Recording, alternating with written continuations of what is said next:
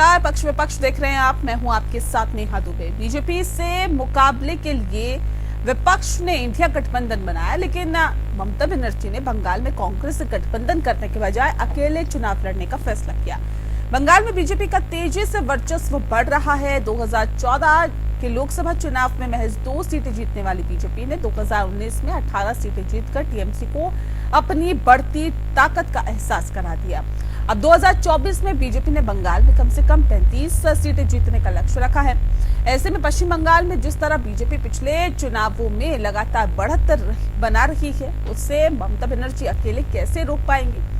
क्या कांग्रेस को बंगाल में जीरो मानने की उनकी भूल लोकसभा चुनावों में भारी पड़ने वाली है? इस रिपोर्ट को देखिए।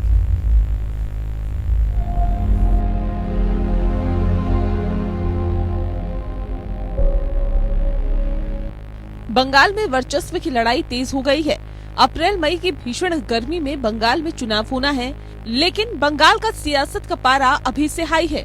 मिशन 400 में जुटी बीजेपी की बंगाल के 42 सीटों पर नजर है।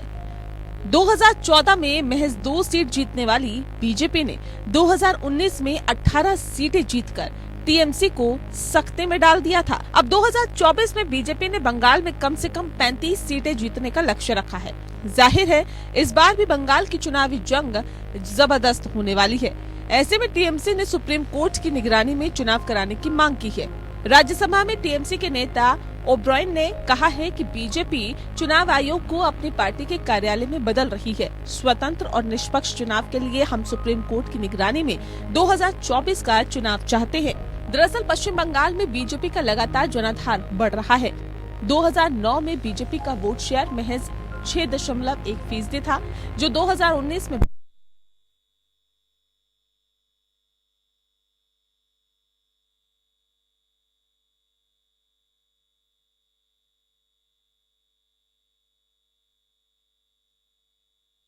वोट शेयर के मामले में टीएमसी ने 2014 और 2019 के बीच 3.9% अंक की वृद्धि दर्ज की, लेकिन फिर भी 12 कम सीटें जीती। 2019 में बीजेपी के वोट शेयर में 23.6% की बढ़ोतरी हुई, जबकि कांग्रेस के वोट शेयर में 4% की गिरावट आई और लेफ्ट के वोट शेयर में 22.4% की गिरावट आई। इसी तरह विधानसभा चुनावों में टीएमसी का वोट शेयर 2016 से 2021 तक 3.1% अंक बढ़ा, लेकिन फिर से भाजपा की वृद्धि आश्चर्यजनक थी। बीजेपी ने बंगाल में जिस तरह से अपना वोट प्रतिशत बढ़ाया है, वो टीएमसी के लिए खतरे की घंटी है। बीजेपी का वोट शेयर 2016 से 2021 तक 10.2% वोटों से 38% तक यानी 28% की बढ़ोतरी। दूसरी ओर कांग्रेस और वाम मोर्चे के वोट शेयर में क्रमशः 9.3% अंक और 20.1% अंक की गिरावट आई। इस तरह से ये साफ है कि बंगाल की राजनीति में बीजेपी बहुत तेजी से बढ़ रही है। पूरे देश में भारतीय जनता पार्टी से मुकाबला करने के लिए चाहे रीजनल पार्टियां हो या नेशनल पार्टियां, कोई न कोई साथी अवश्य ढूंढ लिया जाता है। लेकिन इससे ठीक उलट बंगाल में टीएमसी की मुखिया और प्रदेश की मुख्यमंत्री ममता बनर्जी ने चुनाव के मैदान में अकेले मुकाबला करने का फैसला किया। पश्चिम बंगाल की 42 लोकसभा सीटों के लिए ममता बनर्जी ने अपने सभी प्रत्याशी भी घोषित कर दिए। सवाल उठना लाजमी है कि आखिर उस दौर में जब उनकी खास विरोधी पार्टी ने 2019 के लोकसभा चुनाव में वोट शेयरिंग में केवल 2.7% वोट से ही पीछे रही हो, उसके आगे बढ़ने का उन्हें जरा भी भय क्यों नहीं है? आखिर ममता बीजेपी को कमतर आंकने वाले कॉन्फिडेंस की वजह क्या है? पश्चिम बंगाल में त्रिकोणीय मुकाबला होने जा रहा है। इस मुकाबले में एक और ममता बनर्जी की टीएमसी है, तो दूसरी तरफ बीजेपी। वहीं इस मुकाबले में तीसरा कोण लेफ्ट और कांग्रेस का है। वैसे कांग्रेस और टीएमसी दोनों इंडिया गुट में शामिल है, इसीलिए बार बार एक उम्मीद की किरण बन रही थी कि हो सकता है कि दोनों साथ लड़ने को तैयार हो जाए, लेकिन ऐसा नहीं हो सका। दरअसल टीएमसी समझती है कि बंगाल में टीएमसी, कांग्रेस और लेफ्ट का वोट बैंक एक ही है। ये अगर आपस में मिलकर चुनाव लड़ते भी हैं तो किसी भी दल को कोई फायदा नहीं हो सकता। यहाँ का चुनावी इतिहास बताता है कि कांग्रेस और वामपंथी पार्टियां मिलकर चुनाव लड़ती रही है, लेकिन अपने वोट ट्रांसफर करवाने में असफल रही है। और जब वोट बैंक सबका एक ही है तो जाहिर है कि कोई किसी को शेयर देकर आगे के लिए मुसीबत क्यों लेगा। वहीं बीजेपी को लोकसभा में जो भी सीट मिली वो बंगाल के उत्तरी और पूर्वी क्षेत्रों में केंद्रित थी, जहां वामपंथियों का दबदबा था। एक कारण ये भी है कि ममता बनर्जी चाहती हैं कि राज्य से वामपंथियों का पूरी तरह से खात्मा हो जाए, क्योंकि टीएमसी और वाम मोर्चे का वोट एक ही है। बीजेपी जब सामने होगी तो विधानसभा चुनावों में ममता का महत्व हमेशा बना रहेगा। मतलब बीजेपी को रोकना मूल उद्देश्य नहीं है, मूल इरादा अपनी पार्टी का वर्चस्व बनाए रखना है। Bureau report.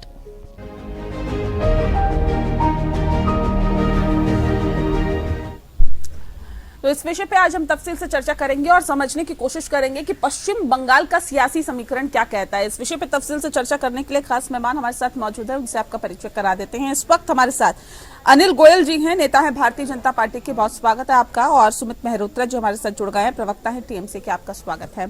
इस खास कार्यक्रम की शुरुआत सुमित जी आपके साथ ही करते हैं। लग रहा है कि टीएमसी के लिए खतरे की घंटी बजती हुई दिखाई दे रही है। पिछले लोकसभा चुनाव में भी 18 सीटें भारतीय जनता पार्टी ने जीती थी और इस बार 35 का लक्ष्य लेकर आगे बढ़ रही। देखिए, कोई खतरे की घंटी नहीं है, तो भाजपा के लिए खतरे की घंटी। 2014 में 2019 में उन्होंने आपने बताया कि 2002 सीटें थी, फिर 18 सीटें आ गई। और फिर देश में क्या काम करा है उन्होंने, आप मुझे बताइए। चलिए, 18 सीटें जीतने के बाद देश में क्या काम हुआ? महंगाई कम हो गई, बेरोजगारी कम हो गई, क्या बहुत बड़े बड़े बातें थी। आज अगर ये जनता की रहेगी किस देश में जाएंगे? तो बताइए, लोकसभा का चुनाव है, दिल्ली का चुनाव है। आज आप जनता के बीच में आपको जाना है तो आप वोट मांगेंगे, किस देश में मांगेंगे? लोगों की नौकरियां है नहीं, रोजगार है। पिछली बार वोट किस मुद्दे पे मांगा था? 18 सीटें जीती थी पिछली बार। ये तो यही बताएंगे ना, ये तो जनता बताएगी इस बार इन्हें कैसे वोट मिलेगा। खतरे की घंटी इनके लिए है, सत्ता से जाने वाले। अनिल जी ये तो कह रहे खतरे की घंटी है आप लोगों के लिए, कह रहे कि कोई ऐसा काम किया हो जिसके आधार पे आप वोट मांगेंगे। पश्चिम बंगाल में आप जाएंगे तो किस आधार पे वोट मांगेंगे? क्या किया आप लोगों ने? नेहा जी, ये यही सोचें, यही ठीक है। हाँ। सही बात यह है कि 2009 में हम कहाँ थे, 2014 में हम कहाँ थे, 2019 में हम कहाँ थे। आप ये लगातार देखो कि पश्चिम बंगाल की जो जनता है, बंगाल की जनता, इनके सुशासन से परेशान है और उसको विकल्प के तौर पर सिर्फ भाजपा दिखाई दे रही। और आप चाहे लोकसभा के चुनाव हो चाहे विधानसभा चुनाव, हर जगह पर भाजपा अपनी पकड़ मजबूत बनाती जा रही है। वहां के लोगों का विश्वास उठ चुका है ममता दीदी, और वो ममता दीदी के वहां पर जो अराजकता है, हिंदू विरोधी छवि है, उसने ममता जी को पूरी तरीके से नजरअंदाज कर रही है। वहां की जनता ममता जी को नहीं चाह रही। और जिस तरीके से ममता जी कहती हैं माटी बंगाल की बेटी, और वो गुजरात के व्यक्ति को ला करके इलेक्शन लड़ाती हैं बंगाल से, और बाकी इस पर आरोप लगाते हैं, भारी होने का आरोप लगाते हैं। मुद्दे पे बात करिए ना सर। अनिल जी ये बताइए ना मुझे कि 35 सीटें जीतने का लक्ष्य रखा है भारतीय जनता पार्टी ने, क्या बताएगी, क्या किया आपने पश्चिम बंगाल की जनता के लिए? 35 सीटें जो जीतने लक्ष्य रखा है वो हमने अपने काम के आधार पर रखा है। क्या काम? अपने संगठन की शक्ति के आधार पर रखा है। हाँ। और निश्चित तौर पर वहां पर जो दीदी की खिलाफ वातावरण बना हुआ है, काम बताइए, काम से छुटकारा चाहते हैं। काम बताइए, पश्चिम बंगाल की जनता को क्या फायदा मिला? 18 सीटें आपको पिछली बार जिताई थी, क्या फायदा मिला पश्चिम बंगाल की जनता को कि आपको 35 सीटें जिता दे? पश्चिम बंगाल की जनता ने ये देखा है कि संदेश खाली जैसे स्थान पर, हाँ, जहाँ पर इनके काम बताइए ना। संदेश खाली को छोड़ दीजिए ना सर, वो सवाल मैं कर लूंगी ना, हिंसा पे मैं सवाल, काम बताइए मुझे ये काम बताइए कि ये कर दिया तो पश्चिम बंगाल की जनता आपको वोट दे, आपने ऐसा कर दिया तो पश्चिम बंगाल की जनता आपको वोट दे, आपने बहुत बड़ा ऐसा कुछ तीर चला दिया तो पश्चिम बंगाल की जनता आपको वोट दे, क्यों दे? क्या किया? पश्चिम बंगाल की जनता वोट देगी कि पूरे विश्व में भारत का मान सम्मान बढ़ा है। पश्चिम बंगाल की जनता ये देगी कि विदेश के अंदर जो भारतीय हैं, जो फंस जा रहे हैं, उनको चाहे 2 ही देशों का युद्ध रुकवा करके मिलाना पड़े, तो भारतीय जनता पार्टी की सरकार की ताकत है कि देश को युद्ध करा करके भी अपने बच्चों को वापस लिया। पश्चिम बंगाल की जनता को ये पता है कि चाहे सर्जिकल स्ट्राइक हो चाहे एयर स्ट्राइक हो, वो अगर कर सकती है तो भारतीय जनता पार्टी की सरकार कर सकती है। पश्चिम बंगाल की जनता को ये पड़ा केंद्र की योजनाएं बताइए ना सर, जिसका पश्चिम बंगाल की जनता को फायदा मिला हो। मैं पश्चिम बंगाल की जनता ही देख रही है जिस तरीके से सड़कों का जाल है, जिस तरीके से ट्रेनों का नवीनीकरण हुआ है, ये सब पश्चिम बंगाल की जनता देख रही है। चाहे वो वंदे भारत ट्रेन हो, चाहे वंदे मातरम ट्रेन हो, चाहे सड़कों का विकास हो, चाहे एयरपोर्ट का विकास हो, चाहे एम्स का विकास हो, यानी कुल मिलाकर के बंगाल की जनता ही देखिए, भारतीय जनता पार्टी जब से केंद्रीय सरकार लाई है उसने पूरे हिंदुस्तान का जो विकास करा है और उसके अंदर बंगाल में भी जो करने वाले कार्य हैं उसने करे हैं, तो वो बंगाल की जनता देख रही है। ठीक है, सुमित जी जवाब दीजिए। और देखिए ये तो आंकड़े जो हैं उसको तो झुटला आप नहीं सकते ना। 2009 में भारतीय जनता पार्टी का वोट शेयर महज 6.1% था, जो 2019 में बढ़कर 40.6% हो गया। ये इतना बड़ा उछाल है जो शायद भारतीय जनता पार्टी ने भी कभी सोचा नहीं होगा पश्चिम बंगाल के संदर्भ में। लेकिन इतना बड़ा उछाल अगर वोट फीसदियों में आता है तो ये बहुत बड़े बदलाव की तरफ संकेत देता है। मैं भी आपको बिल्कुल बता दूं, बिल्कुल क्लेरिफाई करूंगा। अभी हमारे भाजपा के प्रवक्ता साहब ने भी कहा संदेश खाली का मुद्दा उठाया। आप संदेश खाली का तो बड़ा मुद्दा उठा रहे हैं, मणिपुर का मुद्दा कब उठाएंगे? उसके ऊपर तो आप लोगों के भाजपा कार्यकर्ताओं में और प्रवक्ताओं के वोट मिल जाते हैं, फिर आप मणिपुर पहुंच जाते हैं, वो संदेश खाली पहुंच जाते हैं। मुझे मुद्दे की बात बताइए ना, जो सवाल मैंने पूछा उसका जवाब नहीं देते आप। मुझे बताइए ये जो इतना फीसदी जो उछाल देखा जा रहा है वोट शेयर में, ये किसकी खामी कमी है कि भारतीय जनता पार्टी अपना वर्चस्व वहां कायम कर रही है? आज क्या मिला आप मुझे बताइए? क्या संदेश खाली का ये लोग मुद्दा उठाए पड़े हैं? मणिपुर कितने जाते हैं मोदी जी? एक बार गए इसको मात्र नहीं, विदेश दौरा कर चले जाते हैं। संदेश खाली क्यों नहीं जा सकते सर? संदेश खाली क्यों नहीं जा सकते? जब पश्चिम बंगाल की बात हो रही है तो संदेश खाली का जिक्र नहीं होगा, उन तमाम हिंसाओं का जिक्र नहीं होगा जो चुनाव के दौरान होते हैं। संदेश खाली जाइए, उसके पास में मणिपुर भी है, वहाँ का भी दौरा करिए, वहाँ की महिलाएं हैं, बच्चे हैं, नागरिक है, सभी लोग उनका भी तर्क सुन लीजिए। उनका तर्क सुनने का समय नहीं हमारे देश के प्रधानमंत्री का, वो छोड़िए, वो इस बार जनता दिखा देगी मणिपुर की जनता भी क्या होना है, इनके मतलब भगाने का काम होना। और रही बात इनके वोट शेयर में, देखिए 2014 में 2019 में वहां की जनता को आजाद थी कि आप आए हैं, आपको हमने सांसद चुना है, हमारे लिए क्या मिला? केंद्र की योजनाएं कौन सी? किसान अलग परेशान है, युवा अलग परेशान है, बेरोजगार होकर चला जा रहा है, लोग सड़कों पे हैं। मुझे बताइए, नहीं तो कह रहे ना कि केंद्र की योजनाओं को आप लोग लागू ही नहीं करते, ममता बनर्जी सिरे से नकार देती हैं, कैसे भला होगा? पश्चिम बंगाल की जनता का आप लोग करने ही नहीं देते हैं। मुझे बताइए, केंद्र के पास अभी भी वहाँ पे माननीय ममता दीदी जब माननीय मोदी जी गए थे तो वहाँ पे उनके पास अपना एक पेपर रख दिया गया है। केंद्र की कौन सी योजनाएं आप लोगों ने लागू की बताइए ना? नहीं मुझे ये बताइए, सांसद अपने क्षेत्र का विकास करता है, लेकिन उसके साथ साथ जो केंद्र की तरफ से योजनाएं चलाई जाती है ये भी मौजूदा सरकार को या राज्य की सरकार को होना चाहिए कि उसका लाभ जनता को मिले। अरे भेदभाव करते हैं, बंगाल हो जहाँ विपक्ष की आयुष्मान योजना लागू की क्या? नहीं मुझे बताइए ना सर, केंद्र की इनके 10 काम बताइए ना, इनके 10 काम पूछ लीजिए इनसे, 10 साल के काम पूछ लीजिए, 10 साल के काम पूछिए। मुझे आप छोड़ दीजिए, ये बताइए सर, मुझे सवाल का जवाब दीजिए ना, उनसे क्या पूछना है? मेरा काम है, ये मेरा काम है ना सर, मैं पूछूंगी ना, आप नहीं बताएंगे ना? सुमित जी मुझे बताइए कि केंद्र की कौन सी योजना पश्चिम बंगाल को फायदा दे रही है? केंद्र की मुझे आप बताइए, किसान के ऊपर किसान निधि कितने दे रहे हैं? 6,000 रुपए हमारी बंगाल का जवाब नहीं दे रहे, ये बड़ी विडंबना है आप लोगों की। सवाल का जवाब नहीं आप लोग देते।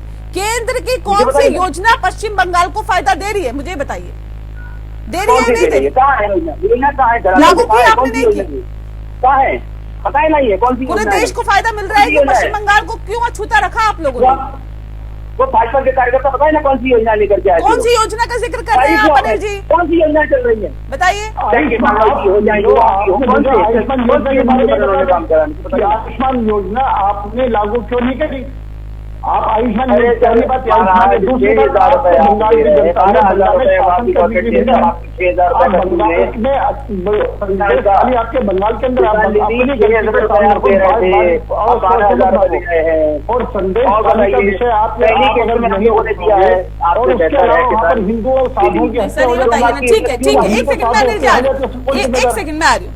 ये बताइए कि 2009 में बीजेपी का जो 6.1% वोट शेयर था वो 2019 में तकरीबन 6%, ये 7% ज्यादा हो जाता है। तो ये नेहा जी देखिए 6 गुना या 7 गुना ज्यादा हो जाता है फीसदी में। नेहा जी कुछ कमी रही होगी, मैं मानता हूँ, जो वोट शेयर बढ़ा। नहीं तो कहाँ कमी है? ये पश्चिम बंगाल की टीएमसी में कमी है क्या? कुछ कमी रह गई होगी, वो इस बार पूरी हो जाएगी। हाँ। वोट शेयर बढ़ेगा नहीं, इनका वोट शेयर घटेगा। निश्चित तौर से आप लिखते रखिए, इनका वोट शेयर गिरेगा। और ये बड़े बड़े वादे कर रहे हैं ना 35 सीट जीतने का, ये 10 सीटों से ऊपर निकल जाए तो बात करिएगा। लिख लीजिए, चैलेंज दे रहा हूँ मैंने, 10 सीट से ऊपर नहीं जा पाएंगे वहाँ पे। लेकिन यहाँ पे तो ये भी देखा गया ना अनिल जी कि टीएमसी ने भी वृद्धि दर्ज की है। 2014 और 2019 के बीच 3.9% अंक की वृद्धि दर्ज की गई है। लेकिन फिर भी भले ही 12 सीटें कम जीती हो, लेकिन वोट शेयर में वृद्धि हुई है इनकी भी। नेहा जी देखो, आप ये वहां पर सत्ता में, और सत्ता में होने के बावजूद भी लोग इनको स्वीकार नहीं कर रहे हैं। लोग इनका दोहरापन देख रहे हैं। वहां पर साधुओं की हत्या हो रही हो, साधुओं पर अटैक हो रहा हो, जय श्री राम बोलने वालों पर कार्रवाई की बात हो रही हो, वहां पर जो एक पक्ष शासन चल रहा है और एक पक्ष सिर्फ एक समुदाय को खुश करने के लिए ही दूसरे समुदाय को कुचला जा रहा है, वो वहां का समुदाय इस बात को देख रहा है। और इसका बदला भी वोट चुनाव के समय में वो लेगा कि किस तरीके से। दूसरी बात क्या है कि ये बंगाल की जनता ये भी देख रही है कि एक तरफ ये कांग्रेस से गठबंधन करते हैं, एक तरफ टीएमसी से गठबंधन करते हैं, और एक तरफ कांग्रेस और टीएमसी के सामने चुनाव भी लड़ते हैं। यानी इनका दोगलापन भी साफ दिखाई देता है। और जनता ये भी देख रही है कि इनको सिर्फ सत्ता प्राप्ति के लिए, हमें सत्ता प्राप्ति मिले, हमें सत्ता पर कब्जा मिले, हमें सत्ता की मलाई खाने के लिए मिले, इसलिए किसी हद तक भी जा सकते हैं, किसी स्तर पर भी जा सकते हैं। लेकिन तो देखिए बंगाल के विकास से कोई आप विधानसभा चुनावों में भी कह रहे थे कि हम टीएमसी को जड़ से उखाड़ फेंकेंगे, हुआ क्या? आप ये तो विधानसभा चुनाव की बात करते हैं, तो मुख्य विपक्षी दल आज बीजेपी है वहां पर। कभी वहां पर बीजेपी नहीं तो विपक्षी दल लड़ने के लिए चुनाव लड़ा था क्या आपने? विपक्षी दल बनने के लिए चुनाव लड़ा था क्या? जीतने के लिए लड़ा था ना? बिल्कुल जीतने के लिए लड़ रहा था। अभी हम जीतने के लिए लड़ रहे हैं। लेकिन जब लड़ाई होती है, आमने सामने युद्ध होता है, तो किसी को 2 सीट कम तो मिलते हैं, कोई 2 सीट कम तो मिल जाती है। अगर जनता ने हमको वहां पर विपक्ष में बैठा ला, तो हम विपक्ष में बैठ करके वहां के जो मुद्दे हैं, हमने हर मुद्दे को पूरी ताकत के साथ उठाया, पूरी ताकत पर जनता के साथ खड़े हुए। और वहां पर जनता ये देख रही है जिस तरीके से भारतीय जनता पार्टी के कार्यकर्ता, भारतीय जनता पार्टी के नेता वहां के मुद्दों को उठाकर इस सरकार को बार बार घेर रहे हैं। तो उनके दिमाग में सिर्फ एक ही बात है कि अगर पश्चिम बंगाल के अंदर विकल्प है तो सिर्फ भारतीय जनता पार्टी विकल्प है। ठीक है सुमित जी, देखिए ये एक अहम मसला है संदेश खाली का, जिसका बार बार जिक्र अभी अनिल जी कर रहे थे। हिंसा जो चुनावों के दौरान होती है, लॉ एंड ऑर्डर, संदेश खाली का मसला, जो टीएमसी के नेता पे तमाम आरोप लगे, उसके बावजूद जो टीएमसी का रवैया रहा उस पर सवाल खड़े होते हैं। महिलाओं की महफूजियत पर सवाल खड़े होते हैं कि महिलाएं अपने आप को सुरक्षित कैसे महसूस करें, कैसे युवा अपने आप को महसूस करें कि वो सुरक्षित है। बेरोजगारी एक बड़ा मसला है। ये तमाम मसले हैं ना। पश्चिम बंगाल की सरकार से क्या जनता पूछेगी नहीं कि आपने इतने सालों में क्या किया? देखिए तीसरी बार सत्ता हाथ में दी है, वहाँ की जनता ने दी है। ये मुद्दे भाजपा पहले भी लेकर के आई, बेरोजगारी, हम आएंगे आप हमें लेकर के, बहुत बड़े बड़े वादे थे इनके कि हम 200 पास, दीदी अब चली गई। इन्होंने बहुत बड़े बड़े वादे करे हैं बंगाल में, पर बंगाल की जनता जानती है हमें कैसे सत्ता में लेके आना, कैसे रास्ता दिखाना है। पर आज मुझे बताइए, आज हर मीडिया, मोदी मीडिया में आपकी जिस पार्टी का वर्चस्व नहीं है वो 18 सीटें जीत लेती है लोकसभा चुनाव में, तो ये क्या अंदाजा लगाते हैं? नेहा जी मुझे आप बताइए, संदेश खाली का तो मुद्दा हर चैनल वाला उठा दे पड़ा। क्यों? वहाँ से एक फॉर्मेट आ गया भाजपा कार्यालय से कि आपको हर डिबेट में, हर विपक्ष से आपको बस ये संदेश खाली का पश्चिम बंगाल से अलग है क्या? देश से अलग है?